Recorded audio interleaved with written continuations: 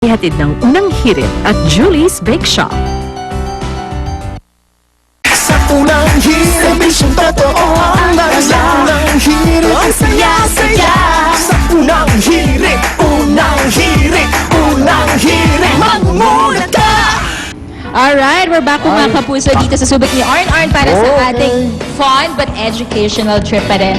And kanina Arno, nakita natin, nasilip natin yung mga sea lions. This time naman, pumunta tayo dito sa lugar o dito sa area na tinatawag nila na underwater aquarium. So dito sa underwater aquarium, nakita nyo, merong 5 frames dyan. At sa bawat frame nakasulat kung ano yung mga predators. Yes, actually puro predators yung mga nandyan na makikita nila. So dito nasa likod natin, ito yung jellyfish area. Ayan. Nakita natin yung mga jellyfish. Konti trivia lang, Arna, alam mo ba na sa buong mundo ay meron daw 2,000 na species ng jellyfish. At ang galaway niyan, umaabot ng 100 feet. Ayun, napakahaba pala. At saka yung tentacles niya, yung ginagamit niya para makapatay nung kanyang mga prey At nga. pwede ko i-paralyze. Correct. And of course, dito rin sa bandang kaliwa natin, nandiyan yung moray eel, nandiyan din yung sharks, yung blackfish, at silipin ko, yung stingray. Ayun, okay. Trivia din, another trivia, Arn. Sensitive ang pandinig ng sharks. Ayan, sa mga Ang linaw sharks. ng mata niyan, ha? At saka ang pangamoy, ang talas-talas niya. Naku, Correct. pag yan, nakita mo sa ilalim ng tubig, naku, tumakbo ka na.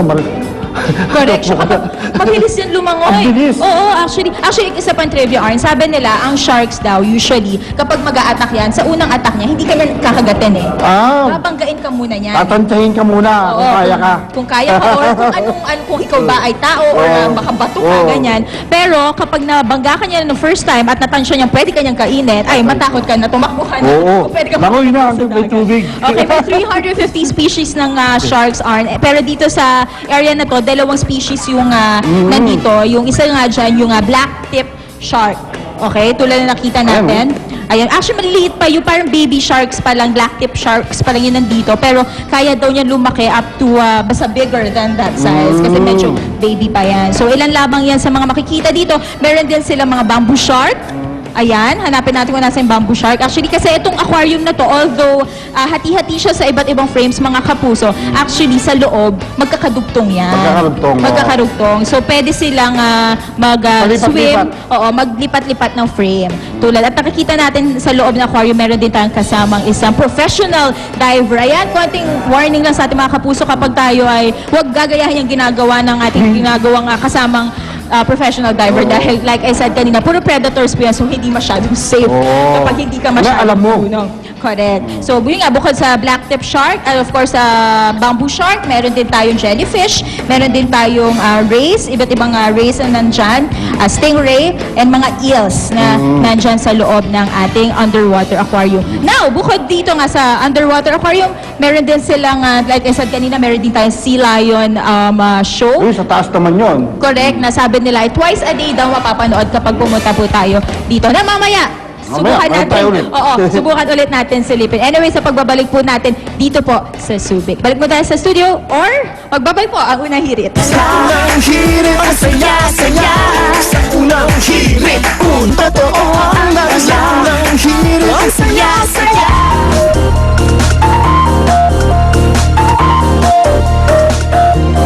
Well, tuloy-tuloy pa yung paghahanda ng marami nating kapuso para sa nalalapit na pasukan. Kaya tumulong sa isinasagawang Brigada Eskwela ng DepEd. Eto at nasa Caloocan City pa rin si Susan Enriquez. Go, Maring Sue! Okay mga kapuso, balik po tayo dito sa Casarinlan Elementary School, kaugnay na ating Brigada Eskwela. Kasama po natin ang mga tauhan, mga volunteers ng AFP-NCR Command. At syempre, ito pong mga tauhan pa rin ng Philippine Navy. Ayan, yung nakikita ho ninyo, yung mga silya na sirana ay kinumpuni po nila para ho magamit ng ating mga estudyante. Syempre, dahil ang pasokan ho is darating sa June 6. Ayan, yung mga kwarto po, yung mga wall, yung mga ceilings, ayan, pininturahan po natin para hindi naman madumi, no? Kasi dahil nga, syempre, nagbakasyon, dumumi na ho yung mga wall na yan, yung mga dingding, kaya pininturahan ho natin ng bago. Nakikita nyo, medyo maganda na ho siya ngayon, ano?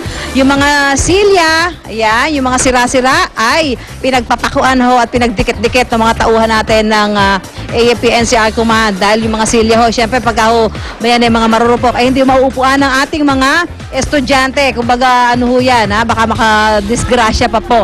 Yung mga desk, ganun din ho ang ginawa ng mga volunteers, pinagpapakuan din. Pero yung mga hindi na ho pwedeng gamitin, itinanggal na ho nila para hindi na makapagdulot pa ng disgrasya sa ating mga estudyante. At yung mga classroom, pinunasan, yung mga blackboard, mga bintana, pinunasan ho para maging malinis.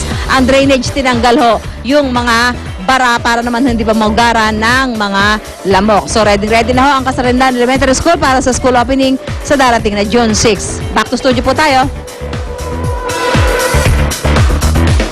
Ay, gagawin talak.